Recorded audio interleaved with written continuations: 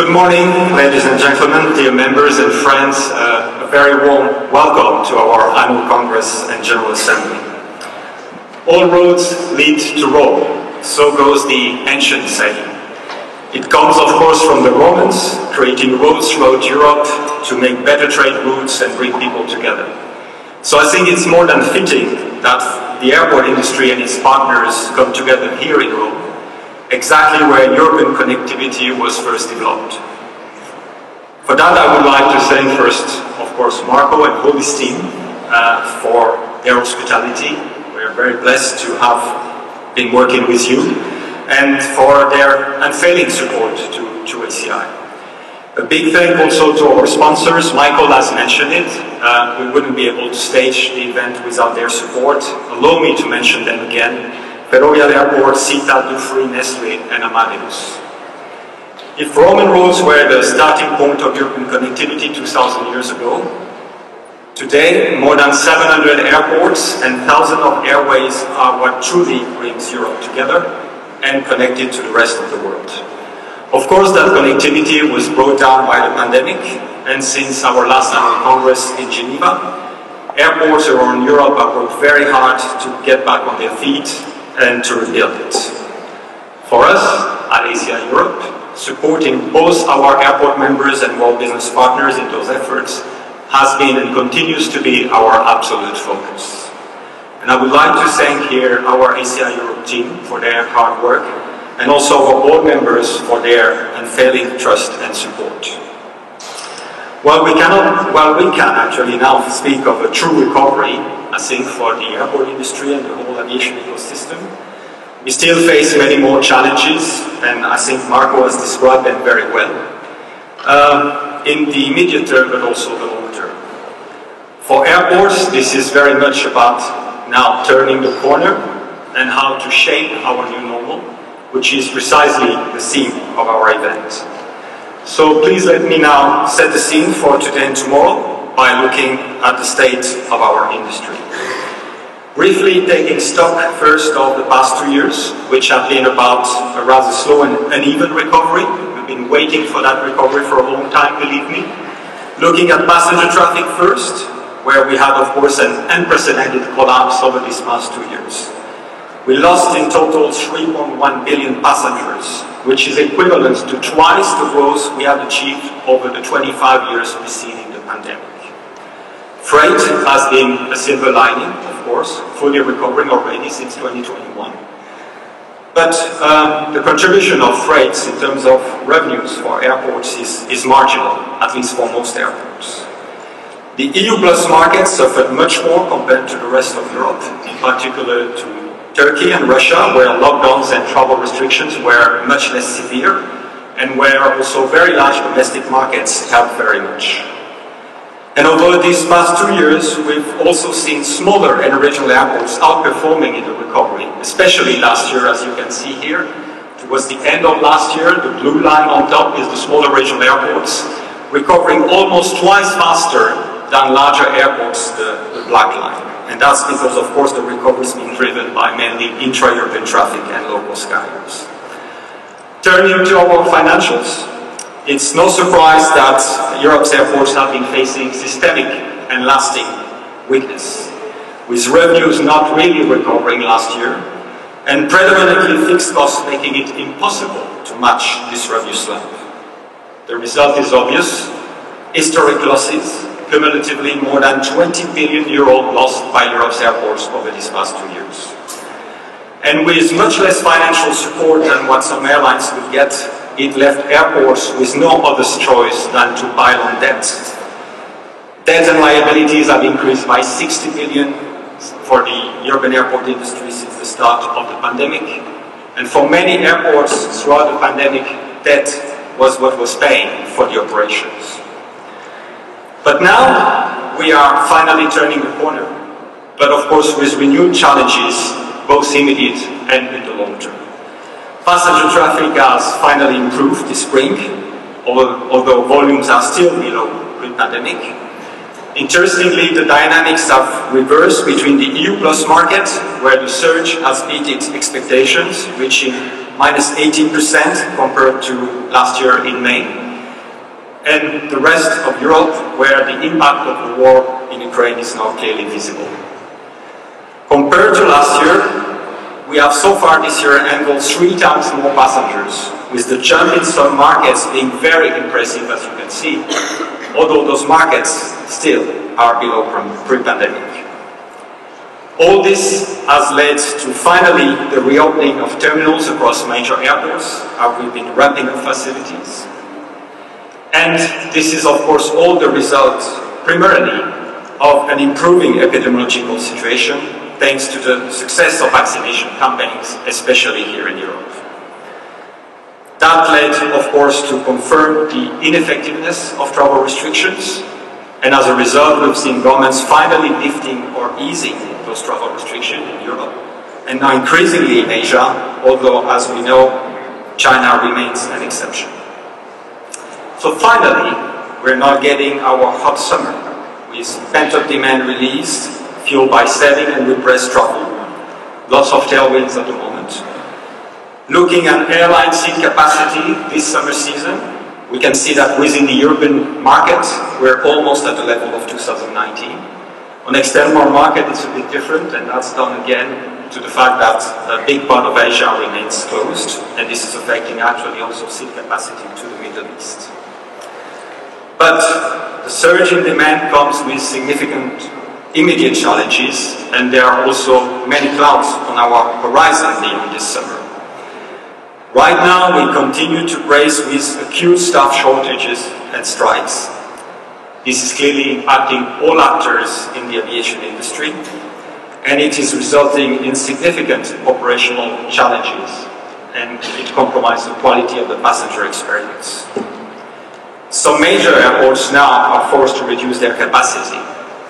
Solving this, together with our industry partners, is at the moment, of course, our absolute priority. But it is clear that there is much more than meeting eyes on this, and of course that there is no magic immediate one. Beyond these difficulties, we do have war in Europe, a conflict which has turned into a war of attrition with no clear end in sight.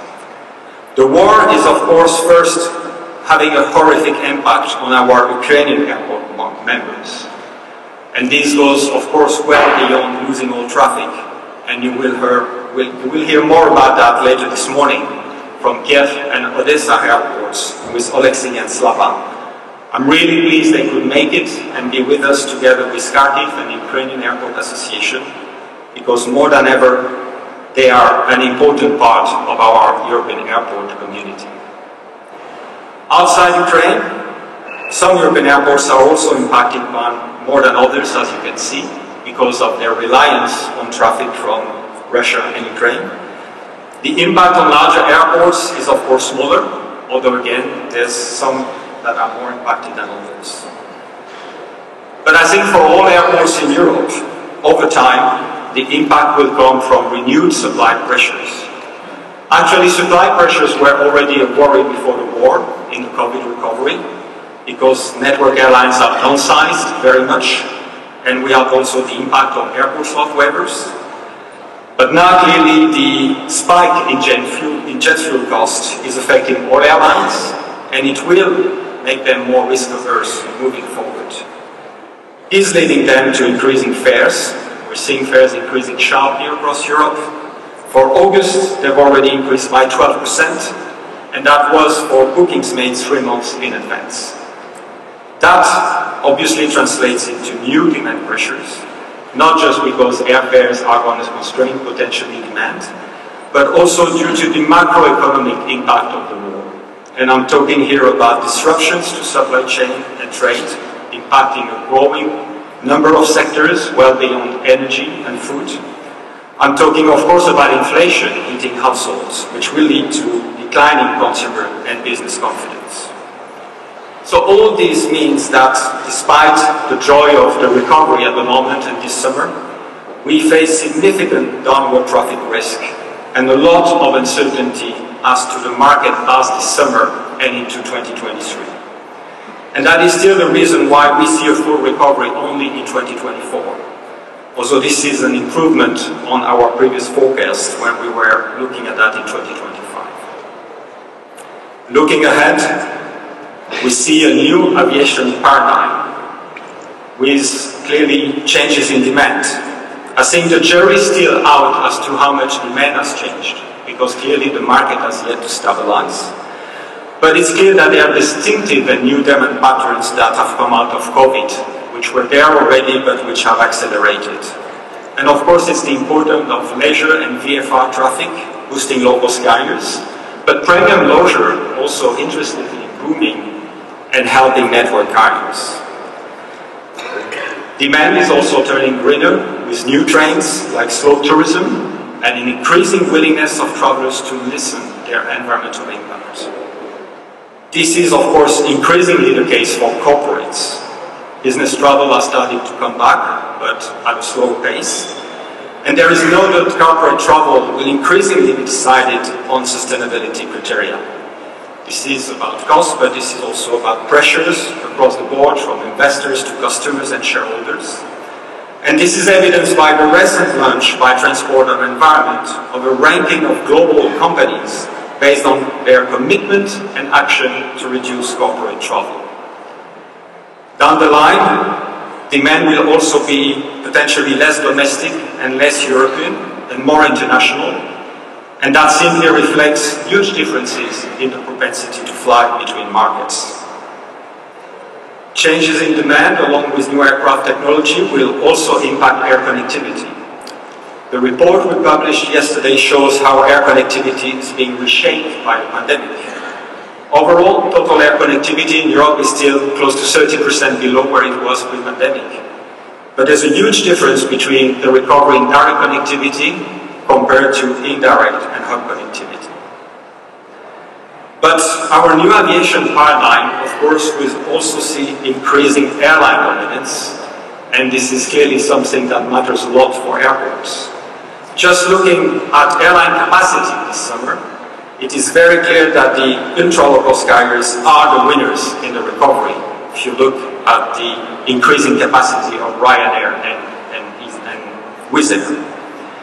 And ultra-low-cost carriers are also very well positioned beyond the pandemic for the impact of the war and the prospect of a possible recession. Because when there's inflation, consumers do trade down. Because these carriers have a younger fleet, which gives them a natural hedge against fuel prices. They've been upgauging, that means lowering further their unit cost. They've been broadening their network, going into primary markets, and last but not least, they have a massive order in terms of aircraft for delivery in the next decade. Meanwhile, network carriers have retrenched, they've been supported, and they are now restructured. But for the moment, we see them mostly chasing yields rather than volumes. And of course, coming up, airline consolidation still on the cards. We may hear from that more in this country in the coming weeks.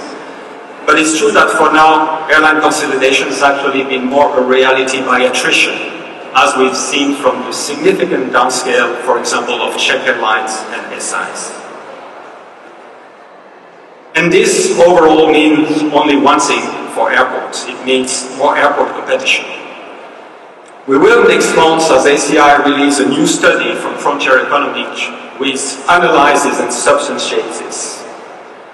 But I think already these quotes that you can read here from Reuters about EasyJet or from Lufthansa only serve to illustrate a reality that still too many of our regulators tend to ignore. So beyond these structural changes in aviation, I think it's very important that we also take a closer look at the big picture, because clearly there's a huge series of new fundamentals that will have a profound impact on our business. First and foremost, it continues to be about living and traveling with COVID. We're not done yet with the pandemic. We might get further pandemics in the future. This is also about much more unstable geopolitics. I think it's clear that history is back with a vengeance, and that security is increasingly driving decision-making across the board and impacting the economy, all of which in turn is putting an end to globalization as we've known it. And for now, we are in the war economy, which means that we are mostly in uncharted territory. And of course, there's the existential threat of global warming. The issue clearly is no longer whether we can avoid climate change, but how and whether we can actually adapt. So the big picture for aviation and airports moving forward is going to be a lot about disruptions and volatility, the prospect of slower traffic growth, and the issue of societal relevance. And all that means that as airports, we will have to manage much more uncertainty, more risk, and more complexity. In that context, I think there's two key challenges that stand out for us. The first one is about new airport economics. The recovery for now is quite cost-intensive and still revenue weak. There's a lot of cash outflows. But we do face structural revenue pressures. I've mentioned them already. Slower volume growth, airline dominance, but also digital competition on the non-aeronautical side. And these structural revenue pressures are now combining with structural cost increase due to inflation hitting very hard now operating expenses and capex, and also states who have a tendency to offload cost onto our industry. So clearly the combination of those structural revenue pressures and structural cost increase is now challenging our economic model. And this is exposing Europe to an investment crunch on the airport side. Over the past 2 years, we've seen airports cutting investment by 7 billion. Our second challenge is decarbonization and societal acceptability. The European Union is going through an unprecedented and necessary policy and regulation reset. This will impact and redefine the economics of aviation, as we have shown with the report that Oxera has recently produced for us. But more broadly, addressing the challenge of decarbonization will also condition our continued access to finance, our continued access to human capital, and the risk of moving fast enough, of not moving fast enough, are quite clear. Also, addressing this challenge is going to be largely down to addressing our economic challenge, and I think Marco made it very clear in his introduction. We have no option than to transform and transition, and that means shaping our future, which is not going to be just about embracing ESG, environment, social, and governance. But beyond that, this is going to be about pivoting toward a new value creation and airport model, where less can actually be more, where we can go back to longer-term planning horizons, where we focus on connectivity with positive externalities, but also look at new business opportunities. So this new value creation model for airports can only be based upon 3 pillars: sustainability, innovation, and diversification. Let me briefly go through each of them. Sustainability, of course, is about our license to exist, and I think clearly we have no alternative than to lead, as the CEO of Blackrod has made very clear. So this is why Europe's airports are accelerating decarbonization. Today, our airport community is reaffirming its commitment to decarbonization as per the resolution we will publish in a few minutes, which shows that more than 60 additional airports have now committed to net zero by 2050 since the start of the pandemic, and also that an increasing number of European airports are now committed to achieve net zero CO2 emission by 2030 or earlier. And all this is underpinned by the groundwork and tangible actions of airports under airport coverage accreditation.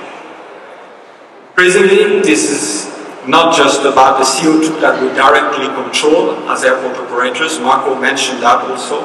It's about those that we facilitate. So that means moving from scope 1 and 2 to scope 3 emissions. This is why as ACI Europe we've been involved from the start in the Destination 2050 program. This is why we're releasing today new guidance for our members on how to reduce their scope 3 emissions. And this is why we have yesterday signed a new partnership agreement with Airbus to facilitate the deployment of new energy at airports. All this is core to our business transformation to drive new value creation based on a holistic approach, looking within the airport site as co-benefits, but also beyond the airport sites at territorial integration, which means down the line embracing an extended scope of action and responsibilities for airports. Ultimately, this means that airports are going to move to become also an airport, rethinking capacity and connectivity, not just in aeronautical terms, but in terms of clean energy capacity and deployment, not just for our customers, but for our communities and regions. It means looking at sustainability across the board and deepening community relationships. And I think airports across Europe are increasingly demonstrating that today already. Turning to the innovation pillar, this is about operational performance and resilience, because both are essential for the competitive position of an airport in terms of attracting and retaining airline business. The great enabler there, of course, is digital, artificial intelligence and automation, looking at seamless flows, not just for passengers, but also for bags, going into more predictive maintenance and operations so that we can enhance productivity and squeeze our assets more, looking crucially at stakeholder collaboration and integration. This is needed more than ever to address the fragmentation in overall service delivery, and looking at new business opportunities and at security and safety across the board. To drive and lead this innovation agenda, airports are looking not just at buying existing solutions, they are looking at really becoming co-creators and investors, and this is why you see a lot of major airports now having their own innovation lab. And there, of course, the challenge would be scalability and standardization. And this is also why airports, in partnership with SCI Europe, are firmly involved and committed to SESAR. Coming to the last pillar, diversification. This is about economic performance and quality. On the aeronautical side, it means, of course, trying to get the most diversified airline portfolio and connectivity you can get. And this means, of course, continues to invest, but differently, more in sustainability and maintenance and upgrades and performance maybe than capacity. But that requires a long overdue regulatory alignment when it comes to airport charges first, around the key principle of the user pays and the need for airports to get more pricing freedom. Around slots as well, because at the moment the flexibility, the extensive flexibility that airlines get means wasting capacity, and it comes, of course, at our cost. On the non-aeronautical side, it's going to be about a relentless focus on quality, with airports looking at becoming hospitality businesses, looking at boosting their brand equity, doing that by evolving their offering and services around three things: sustainability, customization, and experience. This involves, of course, trying to develop more cross-selling, not just with our usual partners, but also potentially with the airlines. It's still a long way. And it means, of course, looking beyond the passenger for new business opportunities. Finally, on the non-aeronautical side, for those who can, it means going international. Europe is home to airport groups that have really become global airport leaders. These groups have exported their know-how as a drive to diversify their revenue, but I think there's something that isn't necessarily recognized, that is, at the same time, those major airport groups are championing climate action beyond Europe, directly supporting the European political agenda. Increasingly, I think Europe's airports are now working along those strategic directions of sustainability, innovation and diversification. And I think we have a lot of recent examples on how they are embracing that and charting the way forward for airports to be global businesses in their own right, delivering value for all stakeholders. This is happening here in Rome, of course, with Aeroporto di Roma, with the Cairport. It is happening also in Paris with the Pioneer Strategic Plan of Groupe ADP, as well as in Brussels with the Shift 2027 plan. And these are just a few examples.